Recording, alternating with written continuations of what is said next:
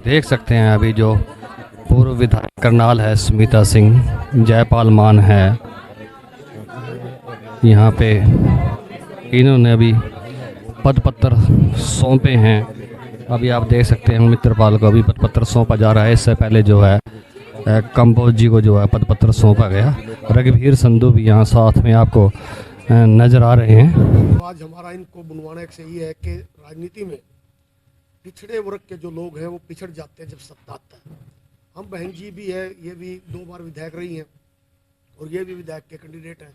हम इन लोगों को इनके माध्यम से इन चेहरों को ओबीसी को जो भटके वो बताया चंद्रपाल ने, हम चाहते हैं कि हर हल्के में अपना एक टीम तैयार करें और आने वाला जो चुनाव है बहन जी को या वीर संधू ग्रोंडे हैं जो भी कांग्रेस का टिकट अर्थी इलेक्शन लड़ेगा, हम अपने इसको जैसे यूथ कांग्रेस है, महिला कांग्रेस है और कांग्रेस है, हम ये चाहते हैं कि इन दोनों भाइयों की वजह से करनाल जिले में हम पूरी कांग्रेस को और मजबूत करें।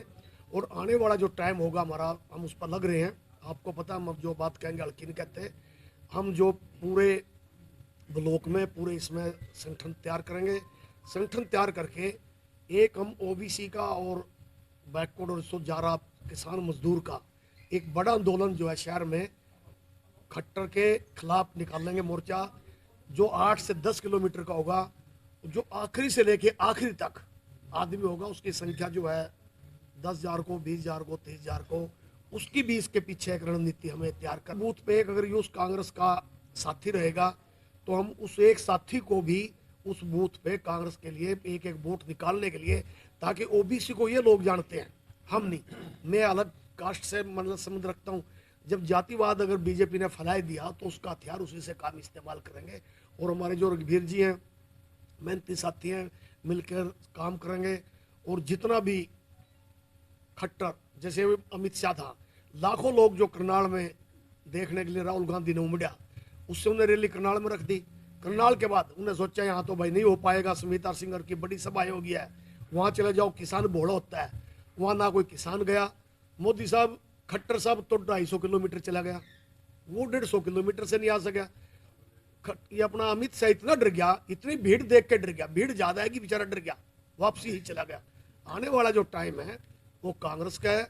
और भविष्यवाणी करता हूं मैं, पक्की कभी आज तक नहीं करना, जो करूं पक्की करूं। बीजेपी की 174 सीट आऊंगी देश में। राहुल गांधी आएगा, नीचे कांग्रेस में स्मिता सिंह, रघुवीर संधू और जैसे नौजवान विधायक भारी बहुमत से सरकार लेके आ रहे हैं भाई। और कोई साथी ये कहता है कि मैं ज्यादा काम करूं, वो ज्यादा कराए, तो हरियाणा में कांग्रेस में जयपाल मानता है ज्यादा काम ना तो किसी ने करे ना कोई कर सकता। मगर जीतने के लिए जो जीतेगा उसी के पर दाव लाओगे भाई। लंगड़े घोड़े पर क्यों दाव लाओ कोई भाई? तो भाई जीतने वाले घोड़े पर दाव लगेगा और वे 72 सीट होंगी। तो मैं तो आप साथियों से एक ही आश्वासन देता हूं भाई, हम आस्था हो सकते हैं हमारी किरण चौधरी में, किसी के इसमें भूपेंद्र हुड्डा में, किसी की शैलजा में, किसी की उसमें। जब लड़ाई आओगी ना करनाल की या पूरे हरियाणा की लड़ाई, उसमें चाहे भूपेंद्र हो, चाहे शैलजा हो, स्मिता सिंह और रघुवीर संधू हो, मिलकर भाई तकड़े से ताकत से चुनाव जिताएंगे। पंचों की पंचों विधानसभा कांग्रेस के, बहन जी तो 2 बार बन ली भाई, तो ज्यादा बात करेंगे तो कहेंगे बहन जी की बात कर रहा है तो टिकट तो हाईकमान ने देना है जी। नहीं, जो भी नाम नहीं, मतलब नहीं, देखो ये तो मेरी अपनी निजी पर्सनल है। अगर सरकार जब ही आती है जब आप जीतने वालों पर दाव लगाओगे। अगर आप दाव लगा दोगे, वैसे लगा दिया दाव, तो आप फिर क्या होगा, 15 सीट आऊंगी। 15 सीट से तो काम नहीं चलता ना। तो अब का तो ये नौजवान साथी है रघुवीर, जो पुराने पड़े जिनके साथ वोट हैं।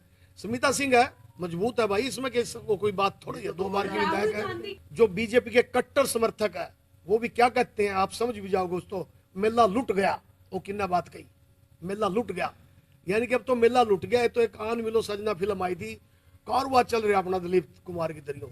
ये तो बड़ा बड़ा लहर है, इसमें बड़ा भारी संख्या में मतलब इसमें कांग्रेस कार्यकर्ता इसमें। नीचे से जो मंदिर होता है ना, उसकी टांग 4 होती है, दुमज ऊपर एक हो जाता है। अब गुम्बज, अब स्मिता सिंह टिकट लाओगी, मान ले हम एक हो जाएंगे, रघुवीर लाओगा हम एक हो जाएंगे। जब तक ये आस्था है, ये मेरी बहन में आस्था है, किसी की आस्था आप में, किसी की रघुवीर में आस्था है, तो आस्था का रोड़ा है बस सिर्फ। बाकी तो हम सब एक है बिल्कुल।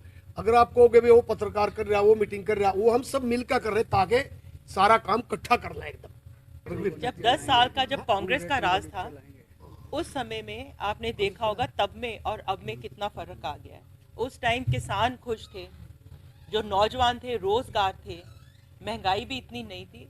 पर ये जो बीजेपी की सरकार है ये सिर्फ झूठे वायदे करती है, इन्होंने झूठे वादे किए हैं। और आपने देखा होगा कल जो बजट आया है, बजट के अंदर नौजवान के लिए उनके रोजगार के लिए कुछ नहीं रखा गया है। जो इन्फ्लेशन है, जो प्राइस, जो महंगाई बढ़ रही है उसके ऊपर किसी भी प्रकार की चर्चा नहीं है कि किस प्रकार से महंगाई को कम किया जाएगा। जो ये बात करते हैं कि भी हरियाणा का तो कहीं जिक्र ही नहीं है। आपने देखा होगा कल जो बजट आया उसमें कोई हरियाणा के ऊपर डिस्कशन नहीं है, सिर्फ 2-3 बार सिर्फ मेंशन हुआ है, वो भी जो पुराने जो मेडिकल कॉलेजेस बन रहे हैं उसके बारे में छोटा मोटा उन्होंने किया है।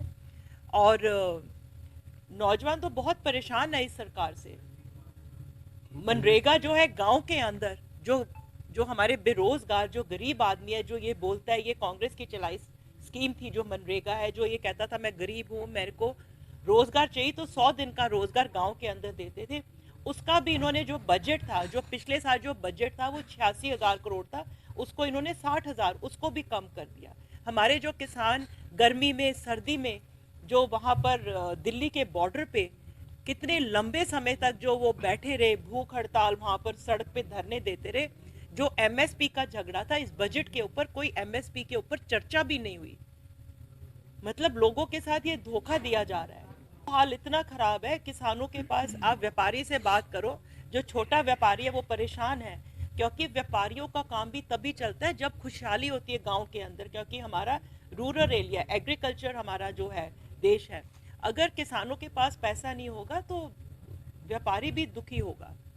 और आप देख रहे हैं एक बहुत ही जो आजकल जो बहुत एक सीरियस चीज़ है, आप सब नोटिस कर रहे होंगे, आप कहीं भी चले जाएं, आप किसी भी गांव के अंदर चले जाएं, किसी शहर के किसी एरिया में चले जाएं, जितने भी नौजवान हैं, नौजवान जो है भारत छोड़ के बाहर जा रहा है।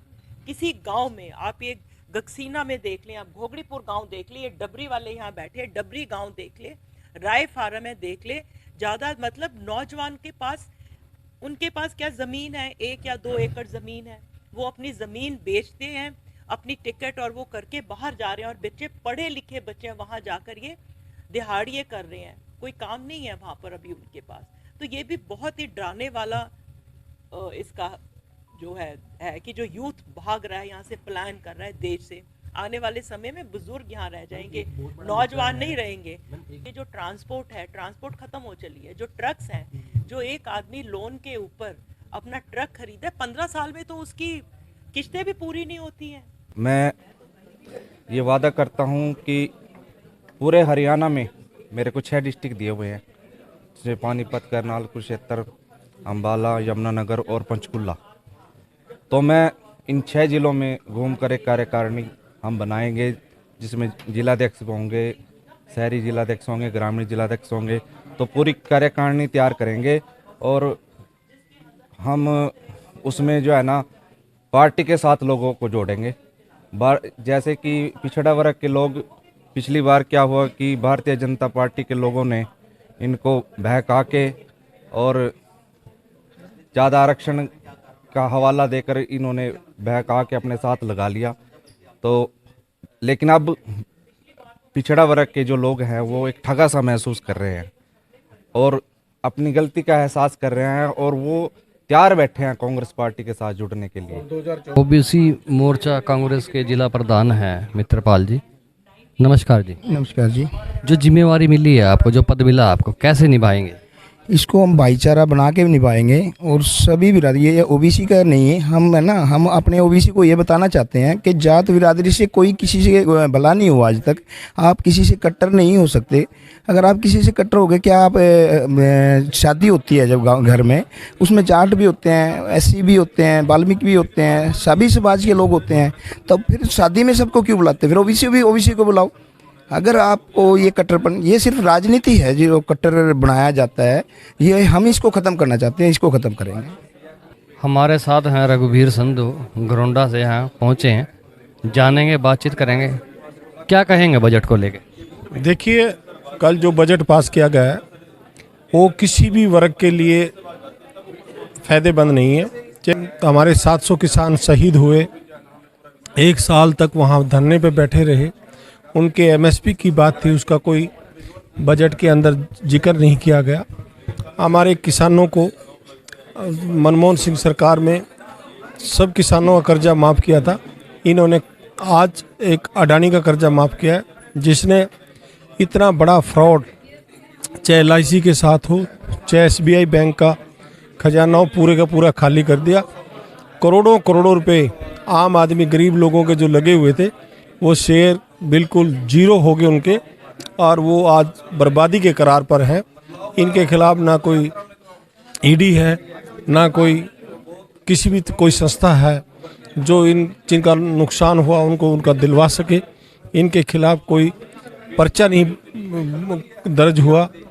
आज किसान और आड़ती का ये झगड़ा करवाना चाहते हैं। हर किसान आड़ती से कर्जा लिए हुए है, वो खाते में डालने से हल नहीं हुआ। उसका जिसने अपना व्यवहार बनाए रखना है वो सारा कर्ज उसका आड़ती का चुकाने की वो करता है। अगर उसके खाते में आ जाता है तो सारा पैसा फिर आड़ती के चला जाता है।